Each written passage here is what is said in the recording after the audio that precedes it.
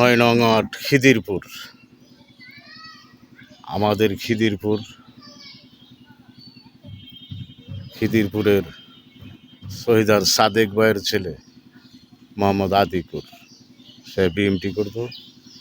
বিএমটির করতো মানে সে একটা শ্বাসটল চালাইতো। সেই শ্বাসটলে টিভির মধ্যে বিএমটির মিটিং মিছিল দেখানোর কারণে ওর নামে মামলা। মিটিং মিছিলে যাই দিকে সে তার ঘরটা বিক্রি করে দিতে হলো। 6 মাস বন্ধ রেখে দোকান বিক্রি করে দিল। এখন দেশ স্বাধীন হয়েছে, গাছের পাতা রাতা কি সুন্দরভাবে গজিয়েছে, দেশ শান্তি। এখন আর গণতন্ত্র ফিরে আসবে এখন, আর স্বৈরাচার এখন আর নেই। স্বৈরাচারের রাষ্ট্র আর এখন নেই, এখন হলো গণতন্ত্রের রাষ্ট্র আসবে। মুক্ত স্বাধীন মুক্ত বাংলাদেশ।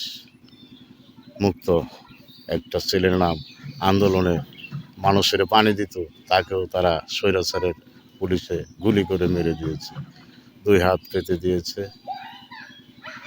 আরেকজন ছাত্র, তাকেও গুলি করে 4টি গুলি করে মারলো পুলিশ। এখন মনে করেন আল্লাহ দিলেই পুলিশের পোশাক পাল্টিয়ে দিচ্ছে। বর্তমান যে সরকার আছে সেই সরকার পুলিশের পোশাকও পাল্টিয়ে দিচ্ছে, দেশটাকে সুন্দরভাবে গড়ে তুলবে। আলহামদুলিল্লাহ, সবাই এখন শান্তি সুষ্ঠুভাবে চলবে, মুক্ত মনে কথা বলতে পারবে, কোনো ভয় থাকবে না, নির্ভয়ে কথা বলতে পারবেন সবাই। আসসালামু আলাইকুম।